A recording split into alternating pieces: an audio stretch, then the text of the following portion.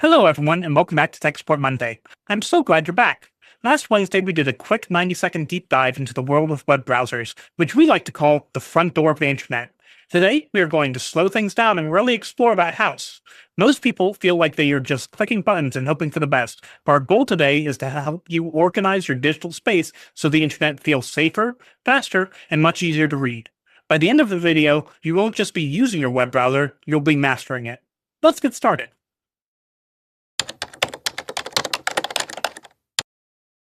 Think of your web browser as a vehicle that takes you where you want to go online. Now, if you're using a Windows computer, you probably see Microsoft Edge. Some of you might even remember the old Internet Explorer. Well, Edge is the modern, faster, and much safer version of that. If you have an iPhone or a Mac, you likely use Safari. Then there's Google Chrome, which is very popular, and Firefox, which many people love because it focuses heavily on privacy. Here is the secret. At their core, all of these browsers are really the same. They all do the exact same job of displaying websites. People usually pick one over the other simply because they prefer the layout, or maybe they like a specific add-on or tool that one of the browsers offers over another. It's just like choosing between a Ford, a Chevy, or a Toyota. They all get you to the grocery store. The buttons are just slightly different in slightly different places.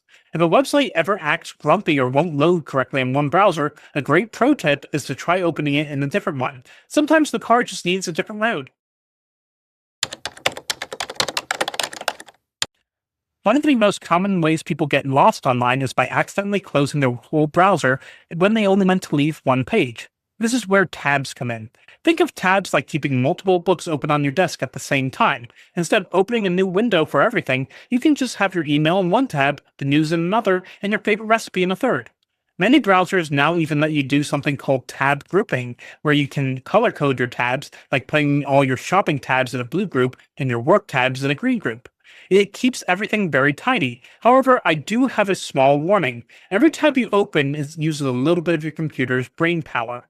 If you have dozens and dozens of tabs open at once, you might notice your computer starting to slow down or get a little worn. It's always a good habit to close the books you aren't using anymore to keep things running smoothly.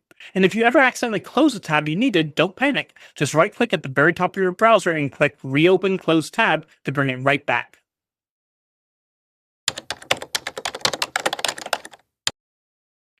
Next, let's talk about making the internet more comfortable for your eyes. We've all been on a website where the text looks so tiny it feels like you're reading a cereal box across the room. As we mentioned in our short video, every browser has a built-in magnifying tool called Zoom. You can find this in your settings menu, or simply hold down the Control key or Command key on Mac and tap the plus key to stretch the page so it's perfectly clear. It doesn't stop at just making things bigger. Most modern browsers have incredible accessibility tools designed to help. For instance, there's often a reader mode that strips away all the distracting sidebars and flashing images, leaving just the text and pictures, almost like reading a clean newspaper article. You can also play with themes. If a bright white screen hurts your eyes, you can switch to dark mode, which turns on the background dark and text light, making it much easier to browse at night and in dark rooms. There is even a high contrast setting and colorblind modes available in your settings to ensure the web looks exactly how you need it to.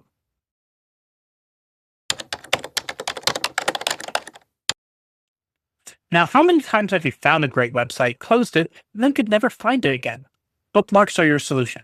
Think of a bookmark as a quick dial button for your favorite websites. Instead of just typing a long address every time, you just click the star icon on your address bar and that site is saved forever. However, many people get confused because there are actually quite a few different drawers where your bookmarks can live. First, there's the bookmark bar. This is a thin strip right at the top of your screen where your most used sites, like your email or your favorite news site, stay visible at all times for one-click access. Then you have mobile bookmarks. If you're signed to the same account on your phone and your computer, your browser is smart enough to keep a separate list for the sites you saved while on the go. Finally, there's the Other Bookmarks folder. This is your digital filing cabinet. It's a great place to store things you want to keep but don't need to see every single day. Organizing these into folders like recipes or travel will keep your digital life tidy.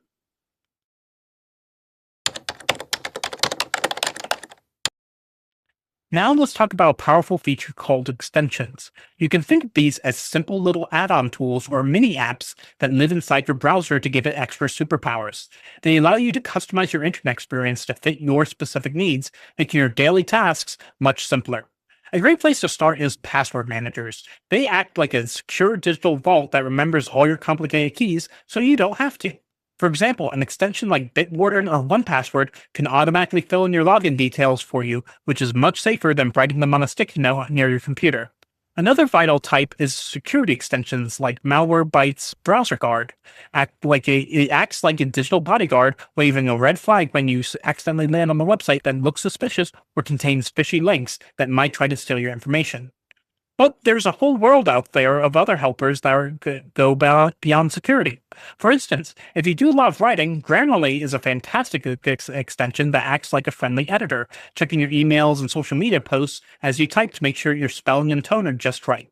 If you love to shop, an extension like Honey or Rakuten can be a real money saver. They automatically search for coupons and cashback deals while you're browsing your favorite stores. You can even find weather extensions such as UV Weather that puts a tiny icon in your browser corner that gives you a daily forecast at a glance without you ever having to leave the page you're on.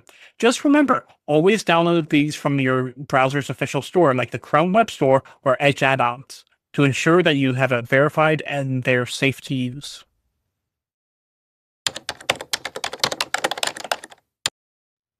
Let's address the elephant in the room, privacy. We often hear about being tracked online, and while that sounds scary, there are simple ways to manage the footprints you leave behind. Every time you visit a website, your browser saves a little bit of information to help that site load faster the next time. This is called browsing history. Think of it like a trail of breadcrumbs. Every once in a while, it's a good idea to sweep the porch by going into your settings and selecting clear browsing data. This doesn't just protect your privacy, it actually helps your computer run faster by getting rid of old digital clutter. You might also see an option called incognito mode or private browsing. There is a common myth that this makes you invisible to the whole world, but that isn't quite true. What it actually does is it tells your computer not to save any footprints for that specific session. It's perfect for when you're on a shared family computer and you're shopping for a surprise birthday gift. You don't want the next person to sit down to see an ad for exactly what you just bought. Finally, always keep an eye on the address bar at the very top. You want to see a little padlock icon next to the website name. This padlock tells you that the connection is secure and that your information is encrypted, which is just a fancy way of saying your data is being sent in a locked box that only the website can see. If you don't see that padlock or your browser gives you a little red warning screen, that is your signal to turn around and leave that site immediately.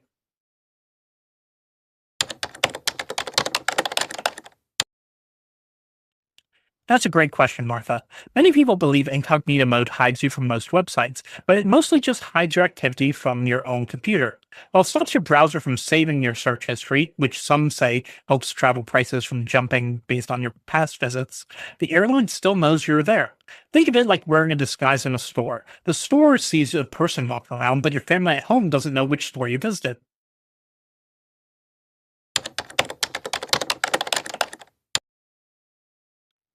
Those accidental toolbars are a common frustration. They're often get installed when you download other software. These are actually a type of extension we talked about. To get rid of them, go to your browser menu, the three dots or lines in the upper corner, look for extensions or add-ons, and simply click remove or on anything you don't recognize. It's like cleaning out a cluttered closet. You'll feel much better once the extra space is back.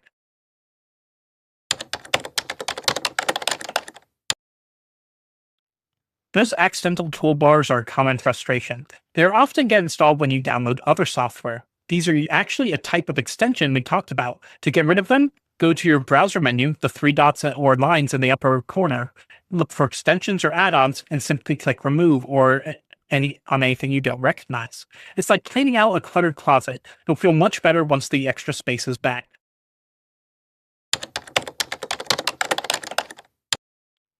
That is a very practical concern. If your computer is struggling, I recommend trying Microsoft Edge if you're on Windows or Firefox. Both have settings specifically designed to put inactive tabs to sleep, which saves your computer's memory.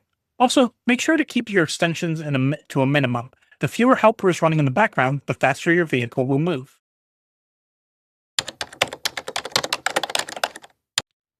If you are the only person who uses that laptop and stays safely in your home, staying logged in is usually fine and very convenient. However, if you ever use your computer at a library, a hotel, or even a friend's house, you must click log out. If you don't, the next person who opens that browser could have full access to your accounts. Home, just make sure the laptop itself has a password or PIN so no one can jump on it if you aren't around.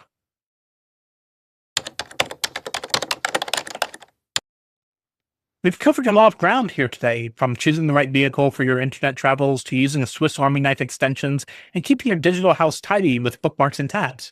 You're now much more than just a casual user. You are in control of your digital front door. Remember, technology is a tool designed to serve you, and with these small adjustments, your time online will be much more enjoyable and far less frustrating. Before you go, I have a small favor to ask. If you learned even one new thing today, please hit that like button and subscribe to our channel. It helps us reach more people who might be struggling with these same tech hurdles. Also, don't forget to leave a comment below, whether it's a question about a specific browser setting or tech frustration you want us to tackle next week. I love reading every single one of them to plan our upcoming videos. And finally, if you're a business owner or individual that wants a professional, secure home on the web, but doesn't want to deal with the technical headache we talked about today, visit us at 123mapwebsites.com. With our 123 map system, we build the site for you, make it easy to manage so you can focus on your passion while we handle the pixels. Thanks so much for joining me on this Tech Support Monday, and I will see you in the next one.